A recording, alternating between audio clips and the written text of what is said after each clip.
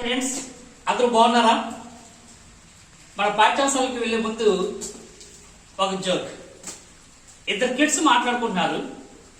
ఒక కుర్రాడు అంటున్నాడు, రే మా నాన్న నవలలు రాస్తారా?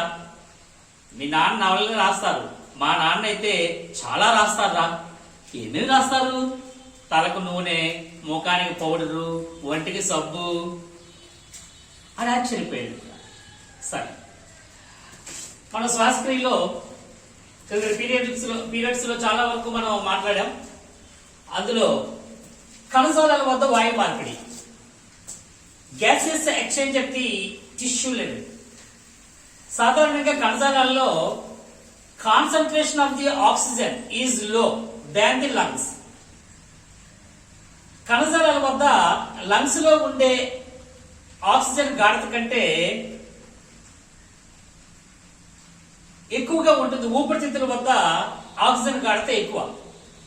ఊపిరితిత్తుల వద్ద ఆక్సిజన్ గాఢతలో 1/3 టిష్యూస్ లో ఉంటుంది, టిష్యూస్ కణాల్లో ఉంటుంది. అందువలన రక్తంలో ఉండే ఆక్సిజన్ కణాల్లోకి హీమోగ్లోబిన్ నుంచి హీమోగ్లోబిన్ నుంచి ఆక్సిజన్ విడిపోయి కణాల్లోకి వెళ్తుంది. సో ఆ విధంగా అక్కడ జరుగుతుంది. కాన్సన్ట్రేషన్ ఆఫ్ ది ఆక్సిజన్ మీద డిపెండ్ అయి ఉంటుంది అనమాట. సో ఇక్కడ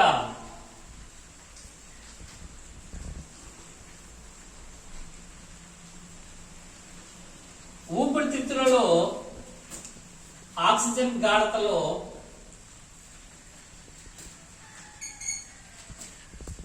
ఆక్సిజన్ గాఢత కంటే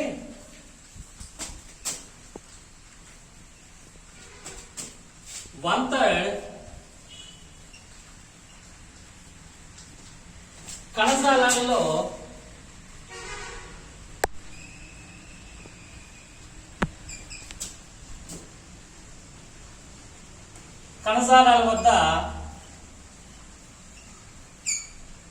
కణజాలాలలో తక్కువ ఉంటుంది.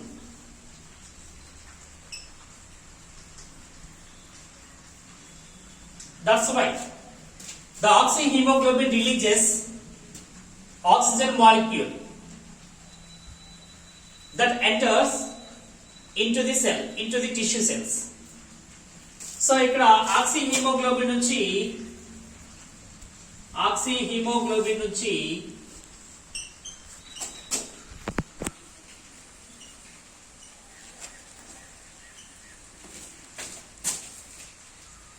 విడిపోతుంది. ఆక్సిజన్ అణువులు విడిపోతుంది. సో దీనికి అంతటికీ కారణం the low concentration in the tissue cells. So ఆ విధంగా ఇక్కడ ఎక్స్చేంజ్ ఆఫ్ గ్యాసెస్ జరుగుతుంది. అలాగే కార్బన్ డైఆక్సైడ్ కూడా రక్తంలో కలవడానికి కూడా కారణం ఈ గాఢతను ఇచ్చేస్తాం. సరే, ఈరోజు మనం కణశ్వాసక్రియ గురించి కొన్ని విషయాలు చూద్దాం. కణశ్వాసక్రియ సాధారణంగా అన్ని క్రియలు కణాల్లోనే జరుగుతాయి. సో ఇక్కడ ఆహారంలోని రసాయన బంధాలు విడగొట్టబడి అందులో ఉండే శక్తి విడుదల కావడానికి కావలసిన అనేక రసాయనిక చర్యల సమాహారాన్ని మనం కణశ్వాసక్రియ అంటాం. So the term cellular respiration refers to the pathway by which cells releases the energy. Which cells releases the energy that enter into them. So ఏదైతే ఆహార పదార్థాలు కణాల్లోకి ఎంటర్ అవుతాయో అవి విడగొట్టబడి దాని నుంచి శక్తి విడుదలవడానికి కావలసిన అనేక రసాయనిక చర్యల క్రమానుగత రసాయనిక చర్యల సమాహారాన్ని మనం కణశ్వాసక్రియ అంటాం. వివిధ రసాయన చర్యల సమాహారం. రాసాయనిక బంధాలు విడిపడబడతాయి.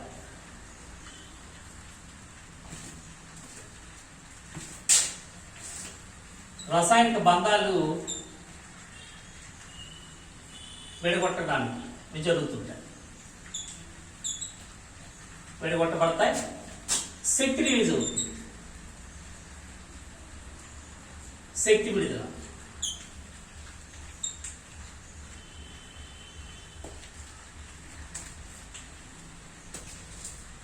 సో ఈ విధంగా కణ శ్వాసక్రియ అనేది జరుగుతుంది. కణ శ్వాసక్రియ రెండు రకాలు. ఒకటి వాయు సహిత శ్వాసక్రియ, ఏరోబిక్ రెస్పిరేషన్.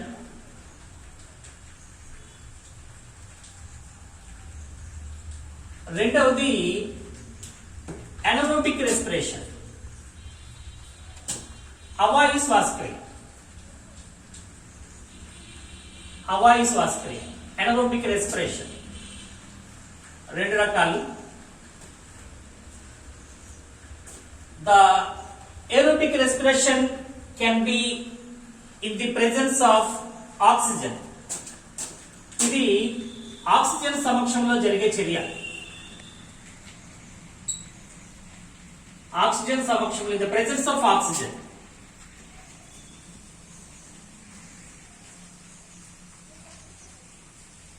జరిగేది. The anaerobic respiration can be in the absence of oxygen. Oxygen లభ్యం కానప్పుడు, ఆక్సిజన్ లభ్యం కానప్పుడు ఈ చర్య జరుగుతుంది. దాన్ని అవాయు శ్వాసక్రియ అంటాం.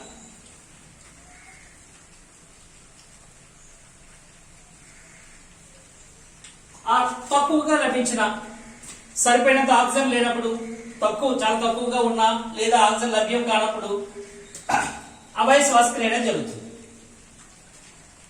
The process in the bacterial respiration by the anaerobic method is called fermentation.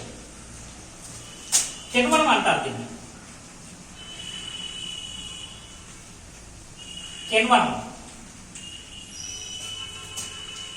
కిణ్వనం జరుగుతుంది. బ్యాక్టీరియాలో, ఈస్ట్ కణాల్లో మన కిణ్వనం గురించి క్రింద పాఠ్యాంశాలు మనం తెలుసుకోవడం జరిగింది. So the process the bacterial respiration ఏదైతే బ్యాక్టీరియా శ్వాసక్రియలో జరిగే ప్రాసెస్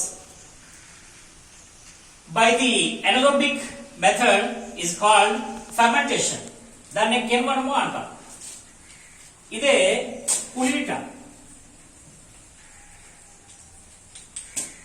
దీనికి కారణం లాక్టిక్ ఆమ్లం విడుదలవుట. లాక్టిక్ ఆమ్లం విడుదలవుట. సో పులిట. The substance in this fermentation is sour because of the releasing of the lactic acid. So ఇక్కడ లాక్టిక్ ఆమ్లం విడుదల కావడం వలన అందులో విడుదలైన అది పుల్లగా ఉంది. సో అక్కడ జరిగే ప్రక్రియ కిణ్వనం అని చెప్తాం. ఆ ప్రాసెస్ నే మనం ఇక్కడ అవాయు శ్వాసక్రియ అని చెప్పి మనం పిలుస్తాం. సో వాయు సహిత శ్వాసక్రియ, అవాయు శ్వాసక్రియ. అలాగే ఇందులో ఇథనాల్ కూడా విడుదలవుతుంది, వాటితో పాటు శక్తి విడుదలవుతుంది. సో ఈ విధంగా వాయు సహిత శ్వాసక్రియ, అవాయు శ్వాసక్రియ అనేది ఆక్సిజన్ సమక్షంలో జరిగేది వాయు సహిత శ్వాసక్రియ అయితే, ఆక్సిజన్ లభ్యం కానప్పుడు, ఆక్సిజన్ తక్కువ స్థాయిలో ఉండేటప్పుడు జరిగేది అవాయు శ్వాసక్రియ. సో అలాగే కేంద్రక పూర్వ కణాలు, అలాగే నిజకేంద్రక కణాలు,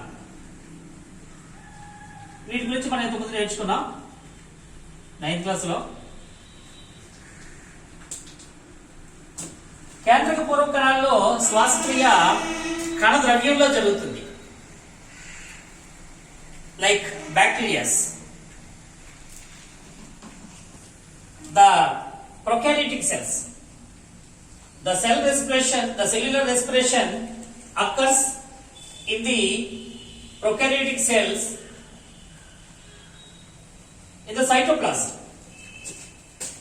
కణ ద్రవ్యంలో జరుగుతుంది.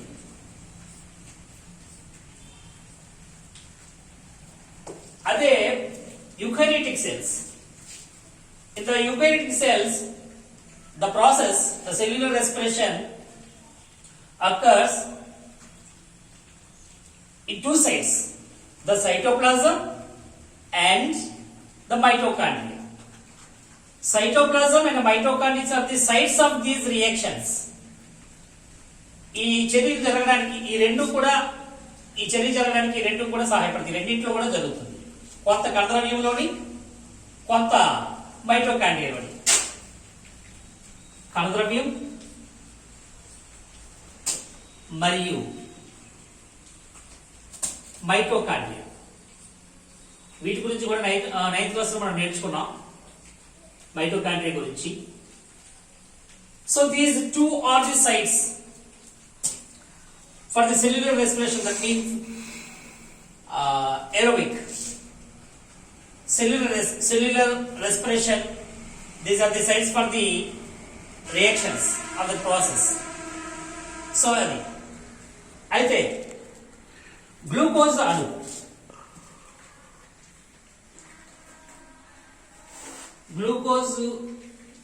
అణువు విచ్ఛిన్నం చెందుతుంది. శ్వాసక్రియలో ఆహార పదార్థంలో రసాయన బంధాలు అనగా అది గ్లూకోజ్ అణువు మొదలుగా గ్లూకోజ్, అలాగే మాంసకృతులు, కొవ్వు పదార్థాలు, ఇవన్నీ కూడా శ్వాసక్రియ రస పదార్థాలు. అందులో గ్లూకోజ్ అణువు విచ్ఛిన్నం చెందడం వలన దాని నుంచి శక్తి ఉత్పత్తి అవుతుంది. అయితే ఈ రసాయనిక చర్యలు చాలా జరుగుతాయని చెప్పుకున్నాం మనం. సో ఆ అనేక రసాయనిక చర్యలు జరుగుతాయని చెప్పుకున్నాం. ఆ రసాయనిక చర్యలు, ప్రతి రసాయనిక చర్య తర్వాత కొత్తగా ఏర్పడిన రసాయనిక పదార్థం తాలూకా స్వభావాన్ని బట్టి ప్రతి దశలో కొంత శక్తి విడుదలవుతుంది. ప్రతి దశలోని అనేక రసాయనిక చర్యలు జరుగుతున్నప్పుడు, రసాయనిక పదార్థాలు మార్పులు చెందుతున్నప్పుడు వాటిలో ప్రతి దశలోనూ కూడా కొంత శక్తి విడుదలవ్వడం జరుగుతూ ఉంటుంది. So in every stage of the process small quantities, small amounts of energy released. So ఇక్కడ గ్లూకోజ్ అణువు విచ్ఛిన్నం చెందుతున్నప్పుడు ప్రతి దశలో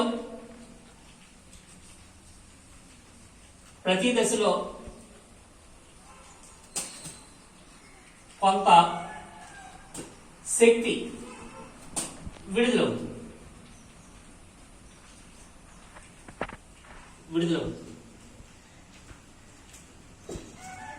In every change of the chemical nature of the molecules, at the stage to the next stage, every stage of the every action, small amounts of oxygen is released. ప్రతి దశలో కూడా కొంత శక్తి విడుదలవ్వడం అనేది జరుగుతూ ఉంటుంది. అలాగే ఒక ఆక్సిజన్ అణువు పూర్తిగా విచ్ఛిన్నం చెంది ఆ మొత్తం శక్తి అనేది విడుదలవ్వడం జరుగుతుంటుంది. ఈ విధంగా విడుదలైన శక్తి ఏటీపీ రూపంలో నిల్వ చేయబడుతుంది.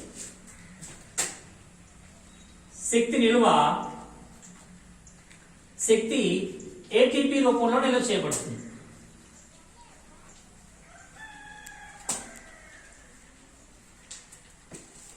The released energy in the cells stored in the form of ATP. That means ATP means adenosine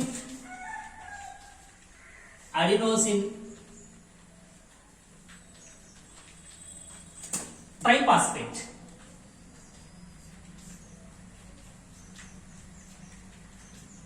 Adenosine triphosphate. So the released energy stored in the mitochondria in the form of ATP. That's why mitochondria are called as the powerhouses of the cell.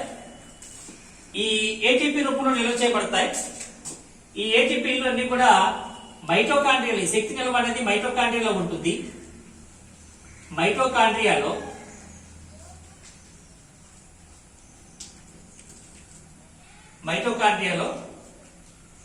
నిల్వ చేయబడతాయి. The released energy stored in the mitochondria in the form of ATP. So ATP రూపంలో ఉన్న శక్తి యౌగికాలన్నీ కూడా మైటోకాండ్రియాలోనే ఉంటాయి. అందుకే మైటోకాండ్రియాని power houses of the cell అని అంటారు. కణశక్తియాగారాలు. మైటోకాండ్రియాని power house of the cell, కణశక్తియాగారాలు.